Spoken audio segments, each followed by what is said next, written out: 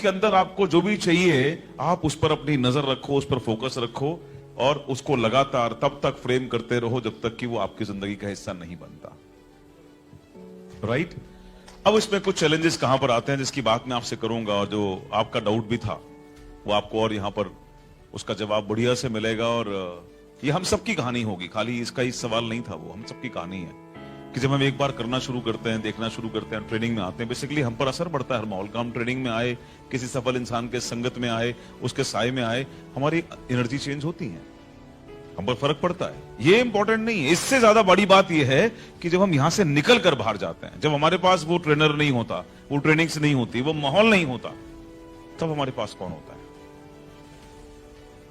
तब हमारे पास होते हैं हम, और तब होता है चैलेंज। इसको हमें समझना पड़ेगा। तब होती है हमारी पास्ट प्रोग्रामिंग हमारे साथ में, जिसका हम अभी तक का परिणाम है। तो आप 5 बार सीख कर गए, 4 बार सीख कर गए, फिर भी लाइफ में कुछ अगर बहुत आमूलचूल परिवर्तन नहीं हुआ, क्यों? बिकॉज आप जो सीख कर गए उसको प्रैक्टिस नहीं कर पाए। क्यों? क्योंकि कहीं ना कहीं कुछ पड़ा हुआ है दिमाग के अंदर जो रोक रहा है पीछे से। वही डाउट्स बार बार आ रहे हैं, बार बार आ रहे हैं, बार बार आ रहे हैं। तो यहां प्रश्न उठता है एक बात का, जो आपको खुद से सवाल करना है, वो डाउट्स कहां से आए? देखो, कोई भी रिजल्ट्स आपके एक्शन का परिणाम होता है। आप अप्रोप्रिएट एक्शन करेंगे, रिजल्ट आएगा। अगर निशाना सही जगह लगेगा और आप फायर करेंगे तो जाएगी गोली, हिट करेगी, वो उसका काम है। तो कोई भी परिणाम लाइफ के अंदर राइट एक्शन का रिजल्ट है। एक्शन कहां से आ रहा है? आपकी थॉट से आ रहा है। अभी थॉट को कौन सपोर्ट कर रहा है, या थॉट कहां से जनरेट हो रहे हैं? दैट इज द वर्ड जिसकी मैं बार बार बात कर रहा हूं कल से, कि वो आपके पास प्री प्रोग्राम्ड पड़े हुए हैं। अब ये प्रोग्राम पड़े क्यों हैं? कल से हमने जाना एक बात को लेकर, और अभी भी आपने फेस किया होगा। मैंने सेशन से पहले एक एग्जांपल आपको दिया था, सोच का गरीब, सोच में गरीब। राइट? यानी कि जितनी भी चीजें हमारे दिमाग में आज तक पड़ी हुई हैं, हम उसी के साये में आगे की तरफ देखते हैं। घटनाएं आएंगी, पास के साये से उसका रेफरेंस ढूंढेंगे हम। इट्स नॉट इजी यार, dreaming is not easy subject. नहीं साहब, मैं जानता हूं, क्योंकि मैं भी आपके बीच से कभी ना कभी उठकर आया था। और मुझे आज भी याद है जब पहली बार मैंने अपने लिए स्क्रिप्ट किया था, जब पहली बार मैंने सपने को कागज पर लिखा था, तो बड़ा फाइट करना पड़ा था खुद से।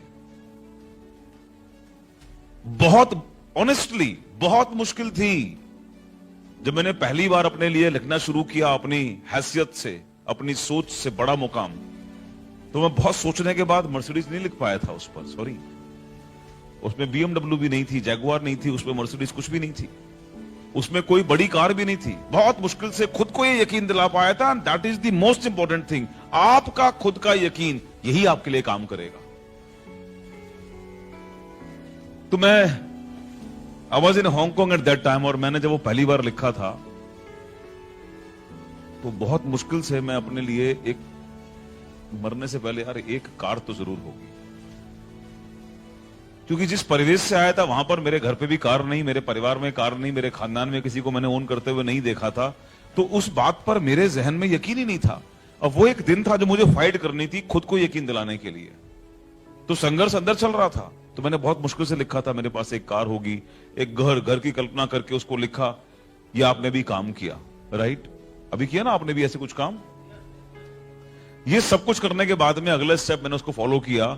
जब वो लिखा तो लास्ट में आया कि सवाल ये उठता है कि ये सब चीजें मेरी जिंदगी में आ सकती हैं कैसे? अगर ये मैटेरियलिस्टिक चीजें हैं तो इसका रिलेशन किससे है?